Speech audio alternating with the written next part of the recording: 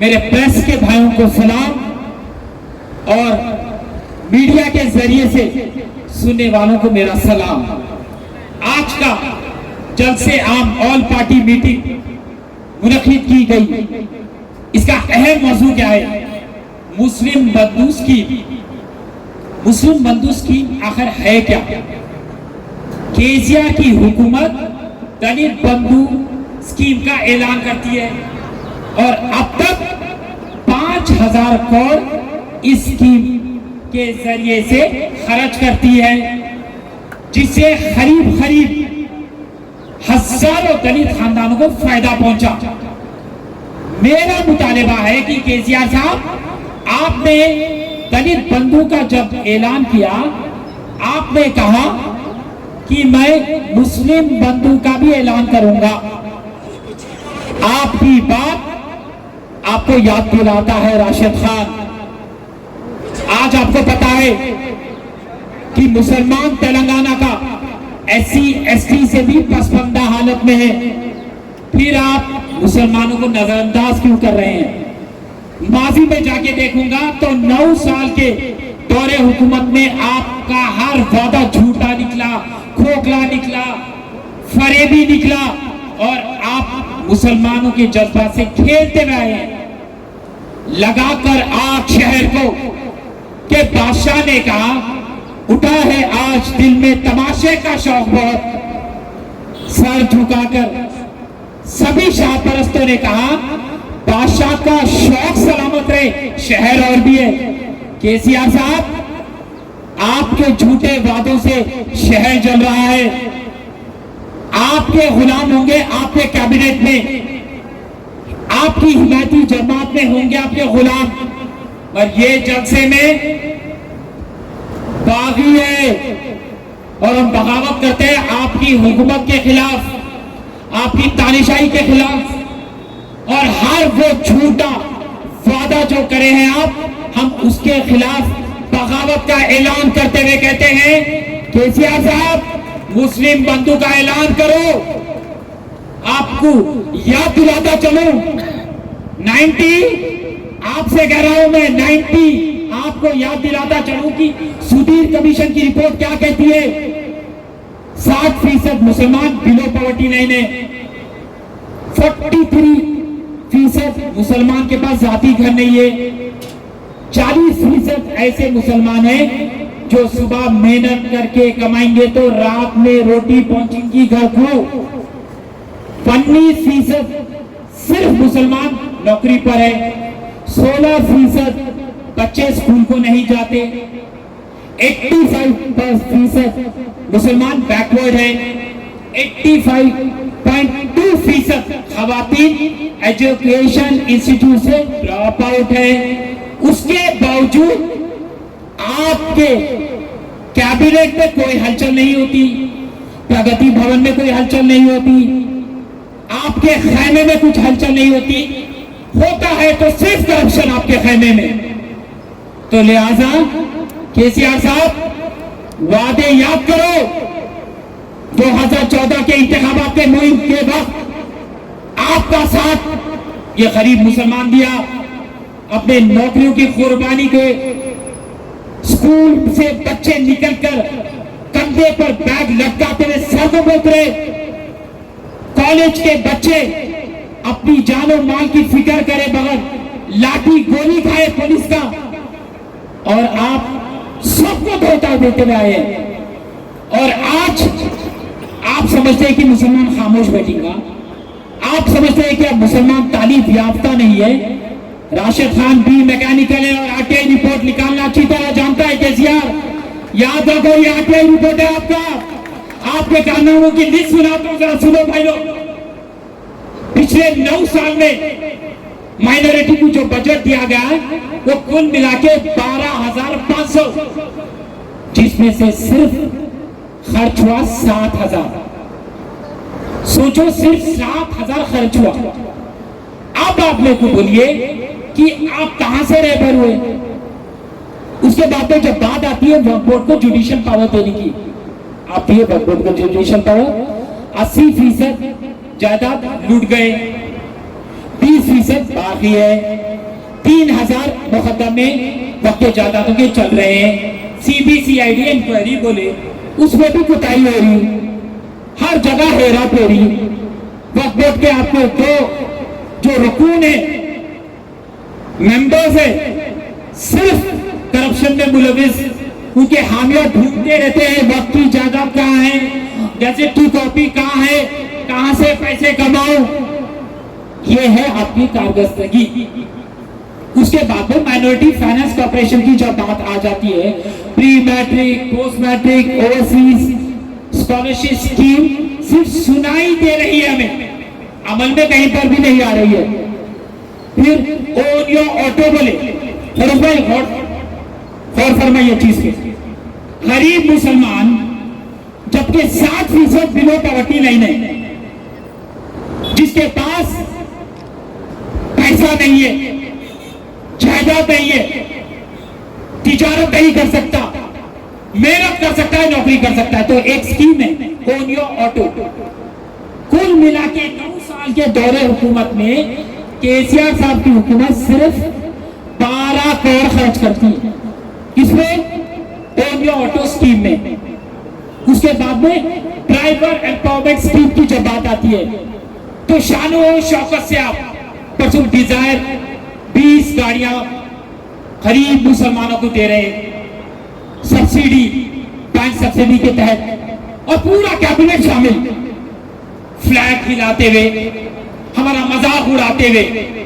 कुल मिला के 9 साल में सिर्फ 30 करोड़ खर्च हुई स्कीम पर। डिस्ट्रीब्यूशन ऑफ स्विंग मशीन्स, इसकी बात जब आ जाती है तो 9 साल में सिर्फ 10,000 स्विंग मशीन खवातीन तक पहुंचे। आयरन बॉक्स डिस्ट्रीब्यूशन कितने? 300 सिर्फ 9 साल के दौरे हुकूमत में। अब मैं ये लिस्ट सुनाता चलूं तो शाम से रात हो जाएंगी, रात से सुबह हो जाएंगी, ये लिस्ट चलते रहेगी, पर आप हलचल में नहीं आ रहे। केसीआर साहब अच्छी तरीके से मालूम, आप बीजेपी का एक दूसरा पहलू है, क्या मुसलमान नहीं जानता? समझ रहे आप सिर्फ मुसलमान को गुमराह करे 12% के नाम पर, लोन के नाम पर, स्कीम्स के नाम पर मुसलमान को अच्छी तरह ये मालूम हो चुका कि आप बीजेपी का दूसरा पहलू है।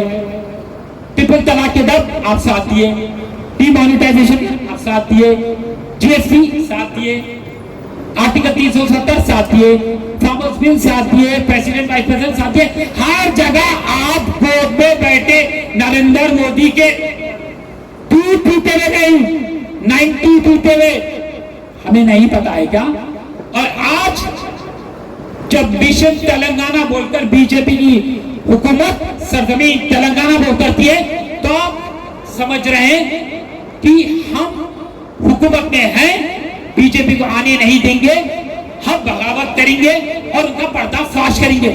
9 साल आप क्या करते रहे? क्या आप गोद में नहीं बैठे? अमित शाह के गोद में नहीं बैठे, नरेंद्र मोदी का साथ नहीं दिए, उसके बावजूद भी 2018 में मुसलमान आपको वोट किया। क्यों? क्योंकि एक हिमायती जमात है जिसके सदर का नाम है असदुद्दीन ओवैसी। वो शख्स समझता है कि वो मुसलमानों का ठेकेदार है, रहनुमा है, मुहाफिज है, और गिड़गिड़ा के वोटों की अपील करता है वो शख्स इंतखाबात तक, और हमारे मासूम मुसलमान वोट का बटन टीआरएस के हित में दबाते हैं। असदुद्दीन साहब, आप जिस जमात को वोट कराए वो जमात 7 मसाजिदा शहीद कर डाली। असदुद्दीन साहब, सर पे टोपी है आपके, माशाल्लाह दाढ़ी है, तकवा है, ईमान है, ज़बान पे ला इलाहा इल्लल्लाह मुहम्मदुर रसूलुल्लाह है। ये समझ में नहीं आया कि मस्जिदां कैसा शहीद हुए, आशोक खाने कैसा शहीद हुए, सेक्रेटरिएट की मस्जिद शहीद हो गई, अंबेडकर भवन बन गया, 17-18 गुम्बदें बन गए, मगर हमारे मस्जिद का गुम्बद अभी तक नहीं बना। अलीसुल गुरबा 2017 से बन रहा। 2017 से बन रहा। अनीसुल गुरबा के जो यतीम बच्चे हैं वो कहां पर हैं, उनका पुरसाने हाल नहीं है। और अब क्या करने वाले हैं, इंतखाबात के वक्त आप क्या करने वाले हैं, अनीसुल गुरबा पूरा तामीर होगा बोलकर मुसलमान के सामने पेश करेंगे। सेक्रेटरिएट की मस्जिद जो जेरे तामीर में 700 करोड़ लगाकर आप डॉक्टर बी.आर. अंबेडकर भवन तो बना डाले, चंद करोड़ लगाकर हमारी मसाजिद नहीं बनाए, अब वो मस्जिद आप तामीर करके मुसलमानों को तोहफे के शक्ल में देंगे इंतखाबात के वक्त, और कहेंगे कि मुसलमानों देखो केसीआर आपका सेक्युलर है, केसीआर आपका रहबर है, आपके हित में बात करता। तो आवाम से गुजारिश करता हूं कि ये जो फरेबी चीज है ये 90 की, वो समझो, पहले वो समझना जरूरी है। और कितने वादे इस्लामिक मरकज की बात, कहां है इस्लामिक मरकज, नया हज हाउस तामीर करते हुए कहां है नया हज हाउस, मेरे को बताइए कहां है। माइनॉरिटी रेसिडेंशियल स्कूल भी खस्ता हालत में है। उर्दू तो आप क्या करें मालूम केसीआर साहब, आप 10,000 किताबें पढ़े, उसके बाद में आपको बेचैनी हुई, समझ में नहीं आया, उर्दू से नफरत हो गई, गए एक बेहतरीन दरख्त होते प्रगति भवन के पास, उसमें उर्दू को दफन कर दिया, उर्दू का तो नामो निशान नहीं है। उसके बाद में आप क्या करें, दलित इंतखाबात हो, दलित को किस तरह से लिया जाना चाहिए, दलित बंधु का ऐलान करें, बहुत अच्छी बात, दलित बंधु का ऐलान करें, बेहतरीन चीज, एससी को दो, एसटी को दो, मगर ये याद रखो दलित बंधु तो आपने ऐलान किया, डॉक्टर बी.आर. अंबेडकर भवन तो हमने ताबीर की, अंबेडकर जी का स्टैचू भी बनाया, मगर आप माफी नहीं मांगे दलितों से, क्योंकि आपने ही कहा था कि रीराइट द कॉन्स्टिट्यूशन, ये दस्तूर पुराना हो गया, दस्तूर को फिर लिखना होगा। वो बात कहां है दलित भाइयों, याद करो, ये केसीआर 90 हमारे दस्तूर की बेइज्जती करता है, डॉक्टर बी.आर. अंबेडकर की बेइज्जती करता है। और जब मफाद परस केसीआर उसको समझ गया कि दलित को किस तरीके से लिया जाना चाहिए, तो दलित बंधु का भी ऐलान करता है, डॉक्टर बी.आर. अंबेडकर भवन भी तामीर करता है, स्टैचू भी बनाता है। कहां है जो रीराइट द कॉन्स्टिट्यूशन है, माफी मांगो केसीआर साहब, घुटनों पे आओ, हम पूरे आएंगे, पूरा बचवाएंगे, दलित भाई भी आएंगे, एसटी भी आएंगे, मुस्लिम भी आएंगे, जाओ वो डॉक्टर बी.आर. अंबेडकर के सामने घुटनों पे आके माफी मांगो पहले दलितों से, और बोलो कि मैं दलित तो सीएम नहीं बना सका, मैं रीराइट द कॉन्स्टिट्यूशन बोला, माफी चाहो, बल्कि पहले आप माफी चाहो, उसके बाद समझ में आएंगे कि आप सेक्युलर सीएम है। आप समझते हैं कि मुसलमान की ताकत बहुत कमजोर है, याद रखो मुसलमानों के रगों में लहू नहीं दौड़ता, मुसलमानों के रगों में लहू नहीं दौड़ता, ये रगों में तेजाब दौड़ता है, तो जबान पे कलमे इलाही जो है। और याद रखो छेड़म छाड़ी आप इस तेजाब से मत करो, अगर से ये तेजाब उड़ेगा आपके दामन पर गिरेगा तो अल्लाह की कसम आप रेजा रेजा हो जाएंगे, आपकी हुकूमत घुटनों पे ला देंगे हम उनको, आपका तख्तो ताज खींच लेंगे हम, आपका औहदा खींच लेंगे हम, आपकी जमीन खींच लेंगे हम, अगर से आप हम पे असियत करेंगे, जुल्म करेंगे, ज्यादती करेंगे। नहीं देखे आप कर्नाटका में मुसलमान की ताकत, 88% मुसलमान एक प्लेटफॉर्म पे आके जय हिंद बोलकर उस तिरंगे के लिए कांग्रेस को वोट करे। क्या इंकलाब नहीं आने वाला है तेलंगाना में? बेशक आने वाला है। और याद रखो जब वो इनकलाब आएगा तो सुनामी की शक्ल में आएगा और तुम्हारे पूरे प्रगति भवन को ले डूबेगा वो, और हमारी क़यादत कायम होगी। माफी चाह रहा हूं, और पार्टी मीटिंग है, कांग्रेस की 27 में बात कर रहा हूं, मजबूर हो, कांग्रेस से बेपनाह मोहब्बत करता हूं, तिरंगे से बेपनाह मोहब्बत करता हूं, राहुल गांधी से बेपनाह मोहब्बत करता हूं, रेवंत रेड्डी से बेपनाह मोहब्बत करता हूं, सोनिया गांधी से बेपनाह मोहब्बत करता हूं। मैं मजबूर हूं, मैं तो 27 करूंगा, क्योंकि आज हमारी एक कांग्रेस ऐसी जमात है जो फिरका परस्त ताकतों से लड़ रही है। नहीं लड़ रही है, आप बोलिए बीजेपी से कौन मुकाबला करे? कांग्रेस कर रही है। कर्नाटका में जब दहशतगर्द तंजीमों को बैन की बात की, अच्छी बात है, मगर आवाम बता डाली कि बॉयकॉट मजलिस इत्तेहादुल मुस्लिमीन, बॉयकॉट असदुद्दीन ओवैसी। मैं चाहता हूं कि हर रियासत की आवाम boycott MIM, boycott Asaduddin Owaisi अपने दीवारों पर, दिल के दीवारों पर लिख ले, क्योंकि ये शख्स बीजेपी की बी टीम है, पूरे सेक्युलर वोटों को डिवाइड कर कर ये फिरका परस्त ताकतों को और मजबूत कर रहा है। और ये शख्स असदुद्दीन ओवैसी साफ कहते हैं कि कांग्रेस जमात बूढ़ी हो गई, म्यूजियम में रख देना चाहिए, अब कुछ दम नहीं। तो दम कहां से आया असदुद्दीन साहब? कर्नाटका में कहां से आया? पान तो काटे नहीं आया। आप जो जलसों में पान की कुछ बात करते हैं, मैं तो जलसा सुना भी नहीं, मेरे साथियां बोल रहे थे कुछ पान की बात कर रहे थे, पान खा के नहीं आया, जज्बे से आया, असम से आया, सेक्युलरिज्म से आया, जमहूरियत से आया, दस्तूर से आया, मोहब्बत से आया, खुलूस से आया। और जो हम मुत्तहिद करना चाह रहे पूरे हिंदुस्तान को, वो ताकत है कांग्रेस के पास। और हम कामयाब हुए। भारत जोड़ो यात्रा से हिमाचल में हमारी हुकूमत कायम हुई, कर्नाटका में भी कायम हुई, आगे भी इंशाअल्लाह अगर से मुसलमान चाहेगा तो बेशक सेक्युलरिज्म कायम रहेगा और एक सेक्युलर जमात का बोलबाला होगा। तो ऐ मुसलमानों, याद रखो, अपने अज़्म को ऊंचा रखो, हौसलों को ऊंचा रखो, क्योंकि कभी भी याद रखो हौसले जो होते हैं वो बुलंद होना चाहिए अपने। अगर से आपके हौसले बुलंद होंगे तो आप हर एक से मुकाबला कर सकते हैं। जंग लोहे को रखता है, हौसलों को नहीं। और याद रखो, जोर तलवार में नहीं होता, बाजुओं में होता है।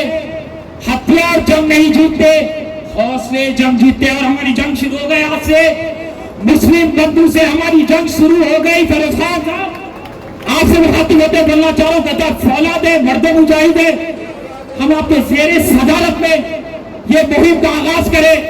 और हम आपको बेशक मालूम है कि आपकी ताउम्र तक हमारा साथ देते रहेंगे। तथा नौजवान आपको मोहब्बत की निगाह से देखता, क्योंकि आप बहादुर हैं। जो भी बोलते सच्चाई को आप मद्देनजर रखते हुए बात करते, जमात की बात नहीं सोचते, कोई नफा की बात नहीं करते, जो भी बात करते अवाम के हित में जो बेहतर है उसकी बात करते। तो आज हम मुश्ताक मलिक साहब के सामने भी ऐसा करते हैं, फिरोज खान साहब है, दीगर दूसरे खातिन है, सोशल वर्कर्स है, हमारे मीडिया भाई है, हम ये करते हैं। रेड्डी साहब है, हम पूरों के सामने ये आज़म करते हैं कि ये हम मुहिम को आगे लेकर जाते रहेंगे। और मैं जिस तरीके से वादा करा था, ये मुस्लिम बंधु शुरू होने से पहले हम अर्जीनामा पेश करेंगे केसीआर साहब को, कपूला ईश्वर माइनॉरिटी डिपार्टमेंट के सदर को हमने अर्जीनामा भेजा, पर कहीं से जवाब नहीं मिला।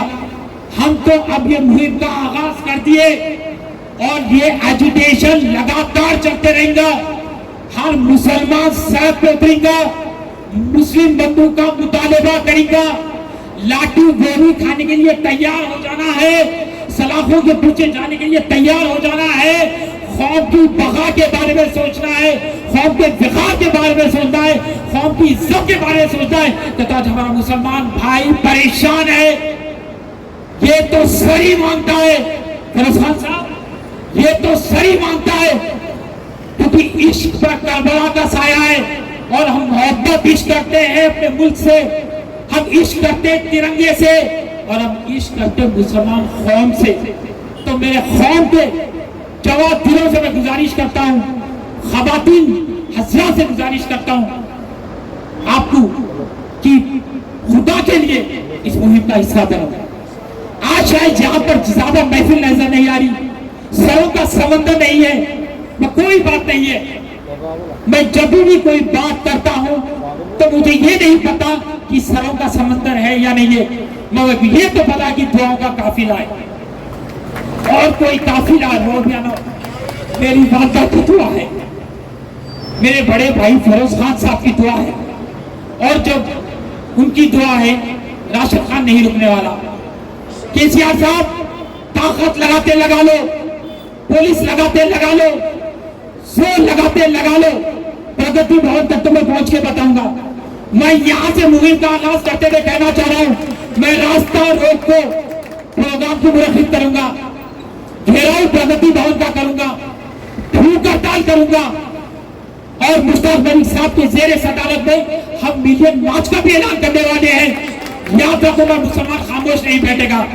ये चिंगारी आग में तब्दील होने वाली है और फिरका पर ताकतों को निस्त नाबूद कर देगी। खुसूसन ये 90 को ये इंतखाबात में बता देने का है कि हमारा जोर क्या है, हमारी ताकत क्या है। अगर से आज आप ये 90 को नहीं समझेंगे तो 750 ml बन जाएगा। समझने की कोशिश करो, मुत्तहिद हो जाओ मेरे मुसलमानों। और दलित भाइयों को मैं कहना चाह रहा हूं कि आपको दलित बंधु दिया जा रहा है, हम बहुत खुश हैं। एसटी बंधु भी देना चाहिए, पर दलित बंधुओं से के लोग से मैं गुजारिश करता हूं, दलितों भाइयों से, कि हमारा भी साथ देंगे। हम भी पसंदा हालत में सुधीर कमीशन की रिपोर्ट क्या कहती है, पीएस किशोर की रिपोर्ट क्या कहती है, सच्चार कमेटी क्या कहती है, रंगनाथन मिश्रा क्या कहता है, बीसी कमीशन क्या कहती है। हम एससी एसटी से भी बिछड़े हुए हैं, पसंदा हालत में है, गरीब है, मुफलिस है, बीमार है, बहादुर है। याद रखो, बहादुर है। हम झुकने वालों में से नहीं है। रब्बुल इज्जत के बारगाह में झुकता है सर, और घुटने टेकते भाई पर हम सर कटा लेंगे, मगर हम झुकने वालों में से नहीं है।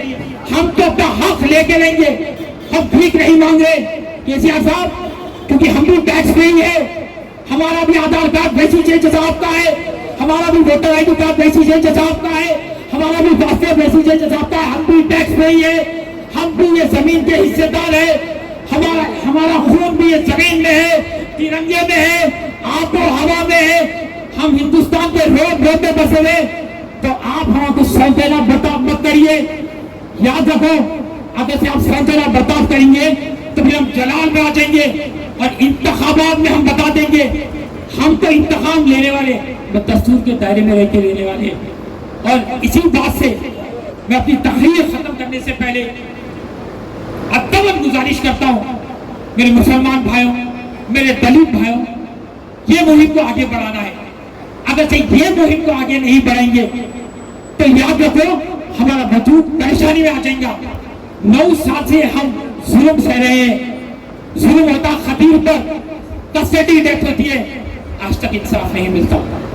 फराज शेख को सड़क पे ऐसा ही मारता है, ऐसा ही पर तो केस भी होता, कौन का केस हो, खातून पे भी होता, उसकी वालदा भी होता। हर जगह जुल्म सितम, हर जगह जुल्म सितम। हमारे मसाजिदा शहीद हुए, आज तक की सगेरे की मस्जिद नहीं बनी। वो जो शख्स हमारे मस्जिदों को शहीद करता है, हमारे मीनार को गिराता है, हमारे गुंबद को गिराता है, हम खामोश बैठने वाले नहीं है। पर ताकि हम उसी लहजे में जवाब देंगे, दस्तूर के लहजे में जवाब देंगे। जमहूरियत को बरकरार रखना है, सेक्युलरिज्म को बरकरार रखना है। बस तकरीर खत्म करने से पहले एक चीज फिरका पर ताकत के बारे में बोलता चलो कि अमित शाह आकर कहता है कि अगर रियासत तेलंगाना में हुकूमत कायम हो जाएंगी तो हम 4% रद्द कर देंगे। अमित शाह साहब छोटे बच्चे की तरह अब सरजमीन तेलंगाना पर आए, ज्यादा बड़े बड़े बात मत करो, जमीन खींच लेंगे आपके पैर से, घुटनों पे बल गिरेंगे, औंधे मुंह गिरेंगे। उसके बाद में ये नहीं कहना कि जलाल में क्यों आए। मुसलमानों की तरफ निशाना तानना बंद करो, जमहूरियत की बात करो, स्कीम्स के बारे में बात करो, पोलराइज की बात मत करो। और रियासत तेलंगाना में कोई पोलराइज नहीं कर सकता। हम पूरे मुसलमान मुत्तहिद होके जो जमात मुसलमानों के हित में बात करेंगी, वैसे स्कीम्स देंगी, हमारे तहफुज़ात को महफूज रखेंगी, हमारा हक देंगी, हमारी हिफाजत करेंगी, हम उसको वोट करके जिताएंगे। और याद रखो, ये मुहिम को आगे बढ़ाते रहना है और मुंह तोड़ जवाब देना है फिरका परस्त ताकतों को और केसीआर साहब को। खुदाफिज, जय हिंद।